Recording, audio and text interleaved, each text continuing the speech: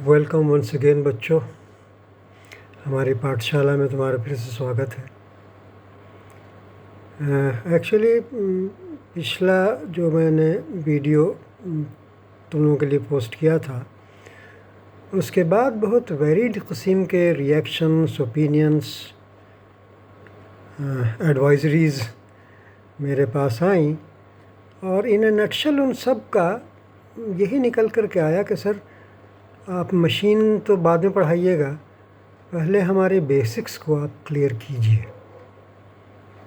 जो मैंने किया था पिछले मरतबा उसमें लोग, ज़्यादातर बच्चे बहुत खुश थे। उन्होंने कहा कि हम लोगों की बहुत सारी चीज़ें जो बहुत मिसकंसेप्शन रहा था वो क्लियर हो गया और नई नई चीज़ जो हम लोगों ने कभी सोचा नहीं था वो आपने बता दी। तो आप इसको कंटिन्यू कीजिए अभी।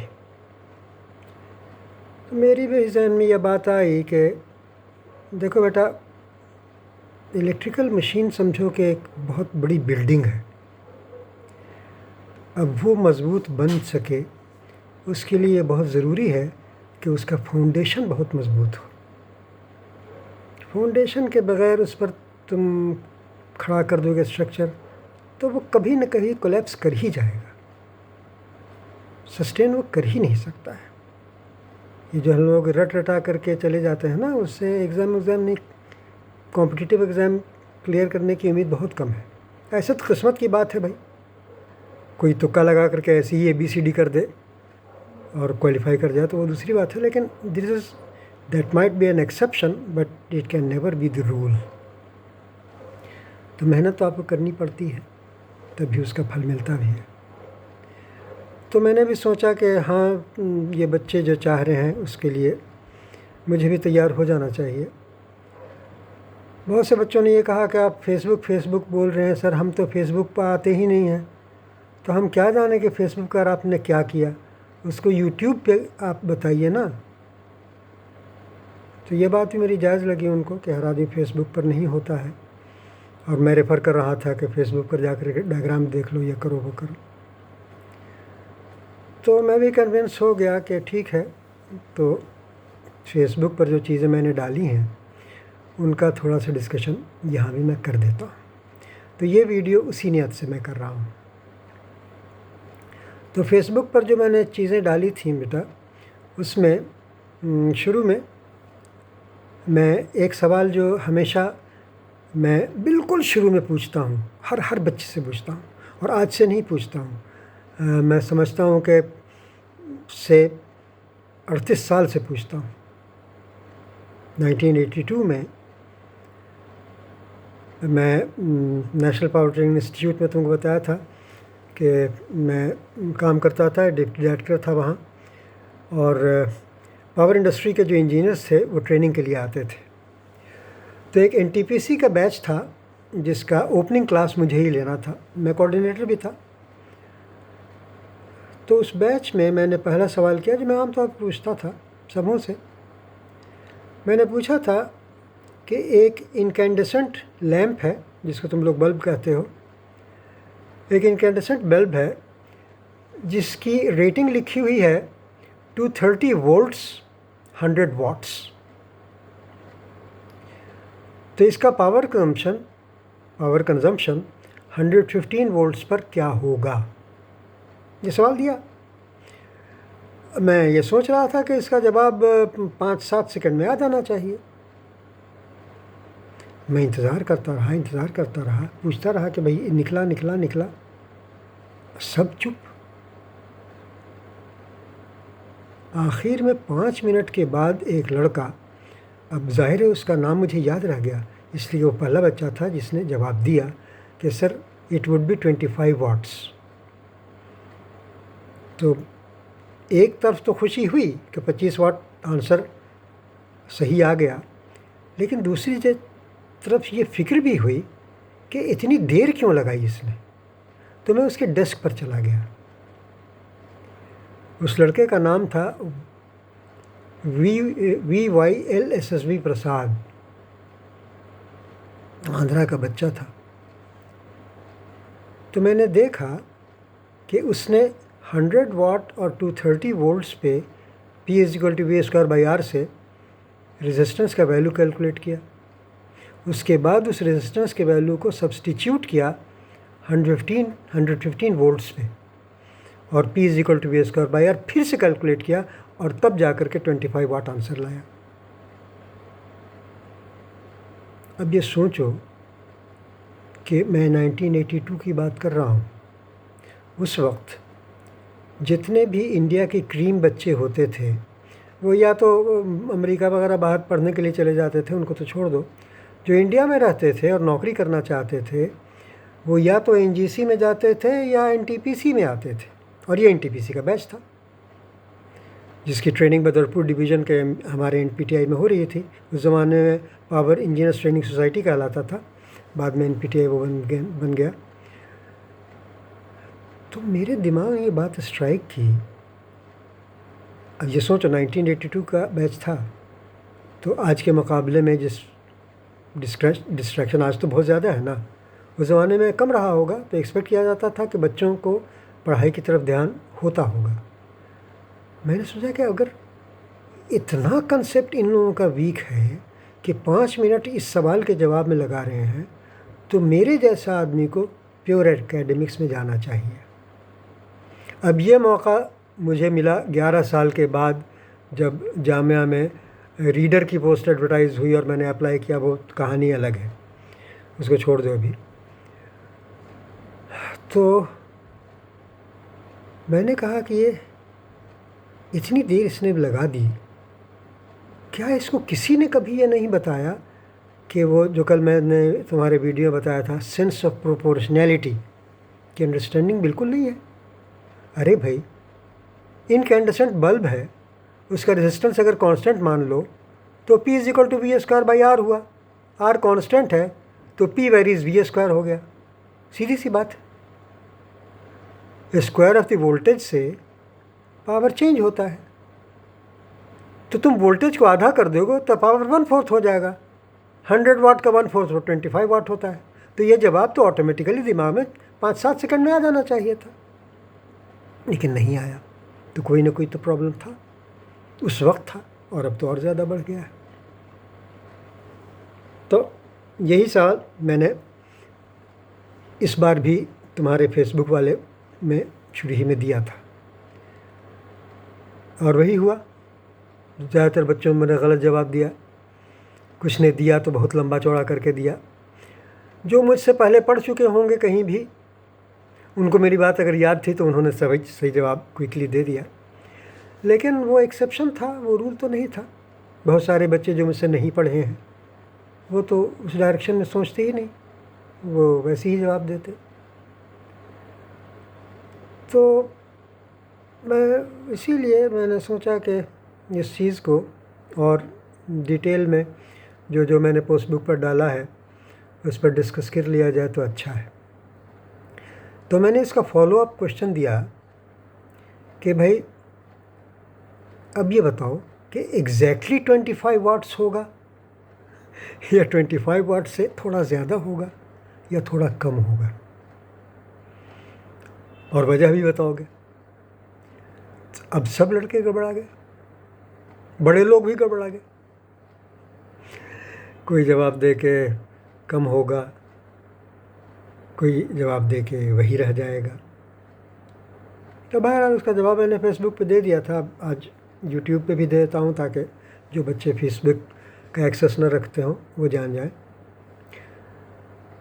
देखो बेटा, इनकैंडेसेंट बल्ब जो होता है उसका फिलामेंट टंगस्टन का होता है, ये एक मेटल है। उसकी जो रेटिंग बताई गई थी 100 वाट टू 30 वोल्ट्स पे ना, जिसका मतलब ये है कि जब उसको 230 वोल्ट दिया जाता तो उसका फिलामेंट इतना गर्म होता कि उस रेजिस्टेंस के करस्पॉन्डिंग 100 वाट का कंजम्पशन होता। उसका जो फिलामेंट टेम्परेचर होता वो 100 वाट के करस्पॉन्डिंग होता और टोटल कंजम्पशन 100 वाट होता। अब इमेजिन करो कि तुमने 115 वोल्ट दिया, 115 वोल्ट पे तो इसका कंजम्पशन ऑलमोस्ट 25 वाट तुमने कैलकुलेट किया, तो 25 वाट पे उस फिलामेंट का टेम्परेचर उतना हाई होगा कभी? वो ठंडा रहेगा। वो ठंडा रहेगा तो मेटल का जो टेम्परेचर कोएफिशिएंट ऑफ रेजिस्टेंस होता है वो पॉजिटिव होता है। इसका मतलब है कि उसका रेजिस्टेंस डिज़ाइंड वैल्यू से जो 100 वाट की करस्पॉन्डिंग वैल्यू था उससे थोड़ा कम होगा। जब कम होगा तो पावर कंजम्पशन 115 वोल्ट पर थोड़ा 25 वाट से ज़्यादा होगा। अब ये थोड़ा सा गहराई सोचने की बात थी, लेकिन इंजीनियरिंग तुमने पढ़ी है तो सोचना चाहिए था। समझ गए? क्लियर है ना? बिल्कुल। तो सही जवाब यही था कि स्लाइटली मोर देन 25 वाट्स। और ये मैं तुमको यहाँ पर बता दूँ कि अगर ये कार्बन फिलामेंट वाला कोई बल्ब होता तो कार्बन का temperature coefficient of resistance negative होता है। वो चूँकि 25 वाट्स के अराउंड ठंडा होता तो उसका रेजिस्टेंस ज़्यादा होता। कार्बन फिलामेंट के लिए अगर ये क्वेश्चन पूछा जाता तो तुम कहते कि 25 वाट से थोड़ा कम होता कंजम्पशन। आई बिलीव कि ये बात तुमको समझ में आ गई होगी। तुम लोग अगर कागज़ कलम लेके बैठे होगे तो इस बात को नोट भी कर लेना ताकि आइंदा भूलो नहीं। इसी के साथ साथ एक सवाल मैंने और पूछा था। मैंने पूछा था कि एक 60 वाट का बल्ब है, एक 30 वाट का बल्ब है और एक 20 वाट का बल्ब है और तीनों की रेटिंग 230 वोल्ट्स पे है। अगर इनको सीरीज़ में कनेक्ट कर दिया जाए अक्रॉस ए 230 वोल्ट सप्लाई तो टोटल पावर कंजम्पशन क्या होगा और इनमें सबसे ज़्यादा तेज़ ग्लो कौन करेगा, ये सवाल था। अनफॉर्चुनेटली उसका जवाब भी ज़्यादातर गलत ही मिला।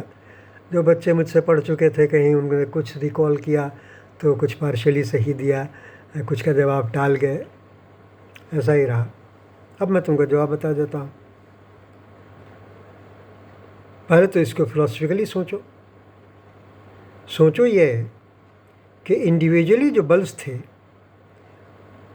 उनकी तो रेटिंग P = V² के हिसाब से हर जगह तो V सेम था, तो रेजिस्टेंस का वैल्यू तो हो गया V²/P और V हर जगह कांस्टेंट है रेटेड वैल्यू पे।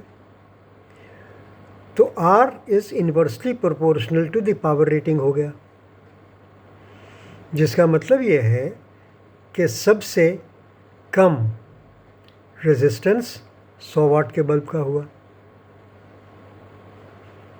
उससे ज़्यादा 30 वाट के बल्ब का हुआ और सबसे ज़्यादा 20 वाट के बल्ब का हुआ। अब ये तीनों रेजिस्टेंसेस सीरीज़ में आ गए। तुम जानते हो कि करंट सीरीज़ में हर जगह सेम होता है, तो चाहे जो भी करंट रहा हो, मारो गोली उसके कैलकुलेशन को, जो भी रहा हो, इंडिविजुअल पावर जो कंजम्पशन हो रहा होगा Y² होगा। I सब जगह सेम है, तो जिसका R सबसे ज़्यादा उसका कंजम्पशन सबसे ज़्यादा, तो सबसे ज़्यादा ग्लो वही करेगा। तो 20 वाट का बल्ब सबसे ज़्यादा ग्लो करेगा, उससे थोड़ा कम 30 वाट का और सबसे कम 100 वाट का। ये तो ग्लो का आंसर हो गया। मैं समझता हूँ कि तुम लोग समझ गए होगी इस बात को। अब टोटल पावर कंजम्पशन की बात। टोटल पावर कंजम्पशन के सिलसिले से ये हुआ बेटा कि इंडिविजुअल लेवल पर छोड़ दो कैलकुलेशन, जो टोटल रेजिस्टेंस सीरीज़ में आता है वो R = R1 + R2 + R3 होता है ना। यहाँ 3 ही बल्ब था। तुम पूरे एक्सप्रेशन को दोनों तरफ V² से डिवाइड कर दो, दोनों तरफ से, ठीक है ना। जब V² से डिवाइड कर दोगे तो तुम लेफ़्ट हैंड साइड पे लिख सकते हो 1/V1² डिनोमिनेटर में रहेगा V1² और उस तरफ ये हो जाएगा 1/V1² + 1/V1² + 1/V1²। R3। V1 क्या मतलब V ही, V²/R3, जिसकी रेटिंग तो V है ना। तो इसका मतलब है कि 1/P equivalent would be given by 1/P1 + 1/P2 + 1/P3। Calculate कर लो, P इक्विवेलेंट का वैल्यू आएगा 10 वाट। जैसे पैरेलल रेजिस्टेंस का फॉर्मूला होता है ना, 1/R equivalent is equal to 1/R1 + 1/R2 + 1/3। तो सीरीज़ में जब बल्ब्स आ जाते हैं तो पावर कंजम्पशन के लिए उसी किस्म का फॉर्मूला बन जाता है, 1/P equivalent is equal to 1/P1 + 1/P2 + 1/P3। तो हम लोग जैसे R1 R1 + R2 करके कैलकुलेट करते थे ना, तो 30 वाट और 20 वाट का कैलकुलेट कर लो, या 60 और 30 का कर लो। 60 और 30 का पहले कर लो तो 20 वाट आ जाएगा, 20 वाट का 2 पैरेलल में आ गया तो 10 वाट। तो 10 वाट आंसर उसका निकल के आएगा। सिंपल है, थोड़ा सा दिमाग पर जोर डालना पड़ता है, लेकिन बहुत ज़्यादा नहीं। तो इसको देख लोगे तुम लोग, कागज़ कलम हो तो चेक कर लेना। एक अनफॉर्चुनेटली बहुत आसान सा सवाल हमने किया था बच्चों। हमने पूछा था कि एक सिलिंड्रिकल कंडक्टर है जिसका resistance 5 ohm per millimetre square of cross section है। कितना? 5 ohm per millimetre square of cross sectional area. तो सवाल मैंने ये पूछा था कि what would be its resistance per centimetre square of cross section. तुमको यकीन आएगा, ऑलमोस्ट 100% लोगों ने उसका जवाब दिया 500 ओम, 500 ओम। बस वही बच्चे जो सिंसियर स्टूडेंट हमारे रहे थे और उन्होंने मुझसे पढ़ा था, उनको रिकॉल वैल्यू आ गया होगा तो उन्होंने जवाब सही दे दिया। मैं इस चीज़ से बहुत आहत हुआ कि भाई ऐसा भी क्या हम लोग पढ़ा रहे हैं। तो मैंने बल्कि फेसबुक पेज पर लिखा होगा, जिन लोगों को एक्सेस हो वो जाके पढ़ लेना। हमने उसको लिखा है कि they were all affected by madam syndrome. अब तुम ये कहो कि मैडम सिंड्रोम कहाँ से आ गया भाई। उसको मैंने एक्सप्लेन किया है। एक्सप्लेन ये किया है कि स्कूल में मैथमेटिक्स वाली जो मैडम थी वो हमेशा कहती थी कि अगर तुमको कन्वर्ट करना हो ग्राम को पर किलोग्राम में तो 1000 से मल्टीप्लाई कर दो, लीटर को किलोलीटर में करना हो 1000 से मल्टीप्लाई कर दो, मीटर को पर किलोमीटर में करना हो 1000 से मल्टीप्लाई कर दो। तो ये बेचारा बच्चा सोच रहा था कि मैडम ने तो यही फार्मूला बताया था, तो पर मिलीमीटर स्क्वायर को पर सेंटीमीटर स्क्वायर में हमको कन्वर्ट करना है तो 100 से मल्टीप्लाई कर देना चाहिए, इसलिए कि 1 सेंटीमीटर में 10 मिलीमीटर होता है। तो उसका मैडम के हिसाब से तो सोचना गलत नहीं था, उसने जवाब दे दिया। लेकिन इंजीनियर के हिसाब से सोचना तो बिल्कुल गलत था। तुम सोचो कि अगर एज इंजीनियर तुम सोचते कि रेजिस्टेंस हम मेजर कर रहे हैं और एरिया ऑफ क्रॉस सेक्शन को बढ़ा रहे हैं, इसलिए कि 1 सेंटीमीटर स्क्वायर का जो एरिया होता है वो 100 मिलीमीटर स्क्वायर के बराबर होता है, और एरिया बढ़ाने पर हम ये जानते हैं एज इंजीनियर कि रेजिस्टेंस कम होता है। इसलिए कोई वजह नहीं है कि ये 5 ओम से बढ़कर के 500 ओम हो जाए, उसको 5/100 होना चाहिए, जो कि 0.05 है। करेक्ट आंसर यही है। लेकिन इसके लिए सोचना पड़ेगा, मैडम की सोच से ऊपर आना पड़ेगा।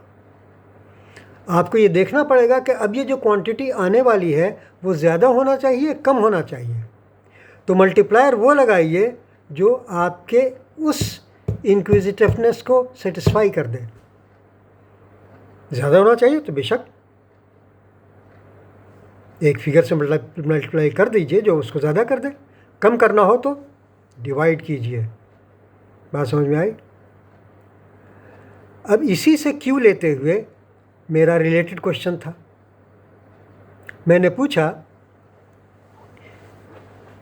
कि एक केबल का इंसुलेशन रेजिस्टेंस है 5 मेगा ओम पर kilometre length. So what would be its insulation resistance per meter length? फिर मैडम की याद ने सता दिया. सब ने 5 ओमेगा ओम को 1000 से डिवाइड करके 5 किलो ओम लिख दिया. अब तुमको अकल आ गई होगी. तुम जानते हो कि केबल रेजिस्टेंस जो होता है, इंसुलेशन का रेजिस्टेंस केबल का, वो inversely proportional to length of the cable होता है. तो 1 किलोमीटर का लेंथ में 5 मेगा ओम था, तो 1 मीटर लेंथ में कम होगा ना जी, कि ज़्यादा होगा? बोलो. मैडम के हिसाब से तो कम होगा, लेकिन इंसुलेशन रेजिस्टेंस के फॉर्मूले के हिसाब से ज़्यादा होगा. इसलिए तुमको 5 मेगा ओम को 1000 से मल्टीप्लाई करना होगा. So the insulation resistance per metre length would be 5000 mega ohm और 5 गीगा ओम. अब याद रखेगा ना ज़िंदगी भर. हमेशा ये सोचना कि जब यूनिट कन्वर्शन हम कर रहे हैं तो वो क्वांटिटी पहले से ज़्यादा होनी चाहिए या कम होनी चाहिए. ये बेसिक चीज़ सोचो. मैडम का फॉर्मूला मारो गोली स्कूल में ख़त्म हुआ. उसको यूज़ करके तुम लोग जैसा भी पास करना था पास कर आ गए. अब तुम फील्ड में आए गए हो या आने वाले हो, और तुमको एप्लीकेशन इंजीनियर बन करके इंडस्ट्री में अपने सॉल्यूशंस को पेश करने हैं. इसका ध्यान रखो. राइट. तो एक ये सवाल था. उसके बाद वो जो सोर्स और सिंक वाला मसला था वो तो मैं डिस्कस कर चुका पिछली वीडियो में, इसलिए उसको मैं स्किप कर देता हूँ. हमने एक सवाल और दिया है अभी फेसबुक पर, उसके जवाब का इंतज़ार भी कर रहा हूँ. अब जो लोग वीडियो मेरा देख लेंगे वो उसका आसानी से जवाब दे देंगे. उसमें मैंने सवाल ये किया कि हमको एक रिले को टेस्ट करना है. IDMT रिले है मान लो, उसको हमको टेस्ट करना है. तो उसके लिए हमने अरेंजमेंट ये किया है कि मेरे पास एक कंटिन्यूसली वेरिएबल वोल्टेज सोर्स है और एक कंटिन्यूसली वेरिएबल रेजिस्टेंस है. तो इन दोनों को लगा दिया एक दूसरे के क्रॉस, और बीच में एक CT लगा दिया, करंट ट्रांसफार्मर, जो कि आउटपुट दे देगा करंट को, जो रिले में चला जाएगा. और हमको उस IDMT रिले की कैरेक्टरिस्टिक प्लॉट करनी है. तो जाहिर है करंट को हम जब यहाँ वेरी करेंगे प्राइमरी सर्किट में, तो सेकेंडरी सर्किट में जाने वाला करंट जो रिले को जा रहा है वो भी चेंज करेगा, और हम कैरेक्टरिस्टिक खींच सकेंगे टाइम वगैरह मेजर करने के बाद. तो पूछा मैंने ये था कि वेरिएबल वोल्टेज सोर्स भी हमारे पास है और वेरिएबल रेजिस्टेंस भी है. Resistance actually property of the material कहते हैं बेटा. हम लोग आमतौर पर लैंग्वेज थोड़ी गलत यूज़ करते हैं. उस चीज़ को रेजिस्टर कहते हैं. जैसे इंडक्टेंस जो है वो प्रॉपर्टी है, इंडक्टर वो एलिमेंट है, कैपेसिटर एलिमेंट है, कैपेसिटेंस प्रॉपर्टी है. लेकिन ज़्यादातर हम लोग रोज़मर्रा लैंग्वेज में ये गलती करते रहते हैं, तो माफ़ी कर दिया जाता है, उतना हम लोग पीछे नहीं पड़ते हैं. एनीवे, तो अब सवाल ये था कि smooth variation in the current of the circuit चाहिए, प्राइमरी सर्किट का स्मूथ वेरिएशन करंट का चाहिए. तो और किसी एक को वेरी करना है, या तो R वेरी कर लो या V वेरी कर लो. तो किसको किया जाए और क्यों, ये सवाल था. अब हम क्या बताएं बेटा, बदनसीबी होती ही चली जा रही है. अब मुझे शायद इस बदनसीबी की आदत करनी पड़ेगी. ऑलमोस्ट हर आदमी ने गलत जवाब दिया, और कुछ तो इतना पीछे पहुंच गए कि पूछो मत. पता नहीं क्या क्या सोच लिया. मैं अक्सर कहता था कि बहुत ज़्यादा मत सोचा करो, मैं एक शेर पढ़ा करता था क्लास में कि ऐसा मत करो कि वो ऐसा हो जाए जैसे कि मगस को बाग में जाने न देना कि नाहक खून परवानों का होगा। अब उसका मतलब भी समझ लो। मतलब शायर ने कहा, मगस कहते हैं शहद की मक्खी को, कि शहद की मक्खी को बाग में मत जाने देना। काहे भाई? कि नाहक खून परवानों का होगा, कि परवाने बेचारे नाहक उनका खून हो जाएगा। कैसे? अब उस शायर के की फ्लाइट ऑफ इमेजिनेशन सोचो। उसने सोचा कि जब शहद की मक्खी जाएगी बाग में तो वो डिफरेंट फल वाले उस पर या फूल वाले उस पर चूसती चलेगी रस। उसके बाद वो शहद की मक्खी शहद का छत्ता बनाएगी, फिर शहद का छत्ता तोड़ा जाएगा, उसमें से शहद निकलेगा। शहद जब निकलेगा तो उसमें से मोम निकलेगा, जब मोम निकलेगा तो उससे मोमबत्ती बनेगी, मोमबत्ती जब बनेगी तो वो महफिल में जलाई जाएगी, शम्माए महफिल बनेगी। जब वो शम्मा जलेगी तो उसके चारों तरफ परवाने आएंगे और जल के मर जाएंगे। तो मगस को बाग में जाने न देना कि नाहक खून परवानों का होगा। तो भैया इतना मत सोचो, इतना फाजिल सोचने की ज़रूरत बिल्कुल नहीं है। हम लोगों के पास इतना फजूल वक्त नहीं है। हम लोग अपना काम चला लेते हैं, उतना ही दिलचस्पी काफ़ी है। तो अब मैं तुम्हारे सवाल के जवाब पे आता हूँ।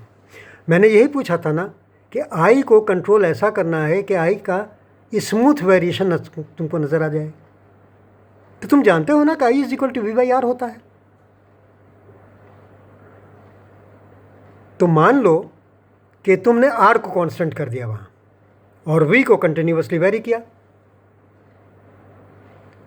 समझ रहे हो ना? I = V/R and R is constant, so I is directly proportional to V। तो I वर्सेस V का तुम प्लॉट करोगे तो लीनियर होगा कि नहीं? तो लीनियर जो वेरिएशन है वो स्मूथ वेरिएशन है कि नहीं? अब दूसरा अल्टरनेटिव सोचो। तुम अगर V को कांस्टेंट कर दो और R को वेरी करो तो I = V/R, V कांस्टेंट है तो I इन्वर्सली प्रोपोर्शनल हो गया ना R के। तो अगर तुम R वेरी करते चले जाओगे तो I वेरीज 1/R का जो कर्व होगा वो तो इन्वर्स कैरेक्टरिस्टिक होगी, जिसको तुम लोग रेक्टेंगुलर हाइपरबोला टाइप का कहते हो। तो क्या स्मूथ वेरिएशन हुआ? तुमको ज़्यादा सोचने की ज़रूरत थी क्या? ज़्यादा सोचने की ज़रूरत थी? भाई I varies V when R is constant, so linear function. I varies 1/R, so inverse function. मारो गोली उसको, हमको स्मूथ वेरिएशन चाहिए। इंटरेस्टिंगली अभी हमको ये बात याद आ गई। आज से कितना तुमको बताएं, मैं 93 में जामिया में आया था, शायद 97-98 की बात होगी। पावर सिस्टम लैब में हम लोगों ने DP कोठारी को एक्सटर्नल बुलाया था। मैं इंटरनल एग्जामिनर था, वो एक्सटर्नल थे। तो ऐसी ही बात हो रही थी, बच्चे ओवर कंट्री लैब पर कुछ एक्सपेरिमेंट कर रहे थे। तो कोठारी साहब को मैंने कहा कि सर ये बच्चे जब एक्सपेरिमेंट कर रहे थे तो उनसे मैंने पूछा कि हम देख रहे हैं कि तुम लोग कभी तो ऑटो ट्रांसफार्मर को आगे पीछे करते हो और कभी रजिस्टर को आगे पीछे करते हो, कर क्या रहे हो तुम लोग? तो बोला कि सर करंट को वेरी कर रहे हैं। हमने कहा कि तुमको स्मूथ वेरिएशन ही ना चाहिए भाई रीडिंग लेने के लिए, तो किसी एक को अगर करना हो तो किसको करोगे? तो इनवेरिएबली सब ने बोला कि रेजिस्टेंस को करेंगे। अब मेरा माथा ठनका। मैं चूँकि जामिया में बहुत पुराना नहीं था तो टीचर से पूछना शुरू किया, उनको भी कोई आइडिया नहीं। तो उस ज़माने का जो हेड था उससे पूछा हमने, उसने कहा कि हमको भी कोई आइडिया नहीं। तो कोठारी साहब ने कहा कि तुम इस चीज़ को IEEE के एजुकेशन जर्नल में भेज दो। हमने कहा कि नहीं सर, इतनी मामूली चीज़ को हम एजुकेशनल जर्नल में भेज करके इंडिया का नाम बदनाम नहीं करना चाहते हैं कि वहाँ के लोगों को इतना भी नहीं आता है क्या। लेकिन अब भी मैं देख रहा हूँ कि वही हाल है, तो हम क्या करें बेटा। हमको समझ में नहीं आता है कि एक सिंपल थिंकिंग हम क्यों नहीं कर पाते हैं। तो ज़ाहिर है उसका सही जवाब मैंने बता दिया, तो अब फेसबुक पर भी जो लोग आएंगे वो दन दन दन दन सही जवाब हमको देते चले जाएंगे। तो अभी तक जो फेसबुक पर मैंने चीज़ें डाली थी उनके बारे में मैं तुमसे चूँकि बात कर रहा था कि जिन बच्चों ने कहा कि हमको फेसबुक का एक्सेस नहीं है, तो सर आप उस चीज़ को यूट्यूब पे डिस्कस कर लीजिए, इसलिए मैंने वो चीज़ें डिस्कस कर ली। देखो बेटा, फाउंडेशन तो ज़रूरी है ना, उसके बगैर कैसे गाड़ी आगे बढ़ेगी। और ख़ुद से जो मैं कहता हूँ ना कि you will have to do it in order to know it, तो करने की कोशिश करो खुद से। और एक और बात मैं क्लास में भी बताता हूँ बच्चों को, तुम लोगों को भी अभी बता देता हूँ, यूट्यूब पे सारी दुनिया वाले जान जाएंगे। देखो, जो लर्निंग का प्रोसेस है ना बेटा, वो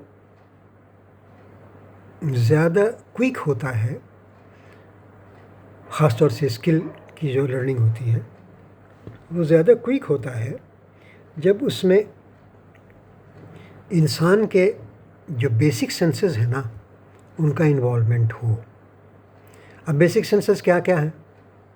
site, hearing, taste, smell, touch, इसीलिए ना सिक्स सेंस कहा जाता है। तो 5 सेंस बेसिक होते हैं, उनमें जितना ज़्यादा से ज़्यादा चीज़ का इस्तेमाल होता है उतना ही इंसान का रिटेंशन ज़्यादा होता है। मैं अक्सर बच्चों को क्लास में मिसाल देता था कि ज़ीरोक्स मटेरियल को ले लेना और उसको पढ़ करके समझ लेना कि हम को याद रह जाएगा, ये होगा नहीं।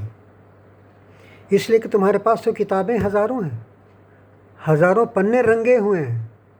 आजकल तो इंटरनेट पर लाखों पेजेस का MIT का मटेरियल, कैम्ब्रिज का मटेरियल, ऑक्सफोर्ड का मटेरियल, इलेक्ट्रिकल इंजीनियरिंग का मटेरियल बिल्कुल फ्री अवेलेबल है। NPTEL को तो छोड़ दो, जो इंडिया का मटेरियल तो है ही, ये सब मटेरियल फ्रीली अवेलेबल है। लेकिन पढ़ने वाला कौन है? पढ़ने वाला और पढ़ने को रिटेन करने वाला कौन है? इसीलिए मैं हमेशा जब पढ़ाता था, तो मेरे बच्चे याद रखते होंगे, मैं डिक्टेशन देता था और कहता था कि तुम लिखो।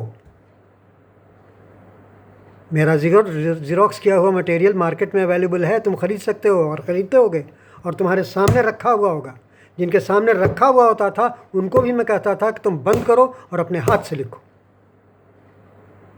इसलिए कि जितने बेसिक तुम्हारे सेंसेस हैं उनका यूज़ होना चाहिए। और मैं कहता था कि जब तुम उसको हाथ से लिख रहे हो तो पेन को तुम टच किया, एक यूज़ हो गया ना।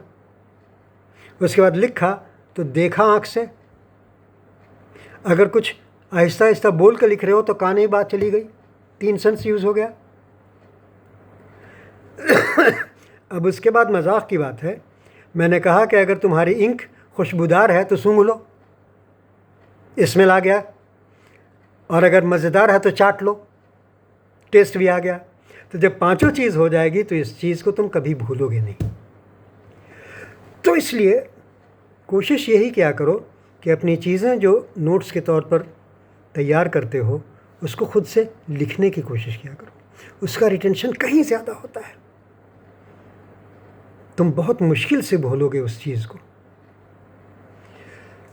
तो एनीवे, आज का वीडियो बहुत लंबा हो रहा है बेटा, लगता है हाँ 34 मिनट वगैरह हो गया है, तो इसको अब मैं यहाँ पर ख़त्म कर रहा हूँ। तुम लोग इस बात का ध्यान रखो, अपना ख्याल रखो, मेरे लिए भी दुआ करते रहो कि मेरी सेहत ठीक रहे और मैं तुम लोगों की ज़्यादा से ज़्यादा खिदमत कर सकूँ, इसलिए कि अब ज़िंदगी का मकसद यही है। ठीक है बच्चों, have a good day, goodbye and be happy. Live in day tight compartments. बहुत ज़्यादा आइंदा की सोचो मत। आज का दिन जो है उसको बेहतरीन गुजारने की कोशिश करो। ऑलराइट, ठीक है, गुड बाय।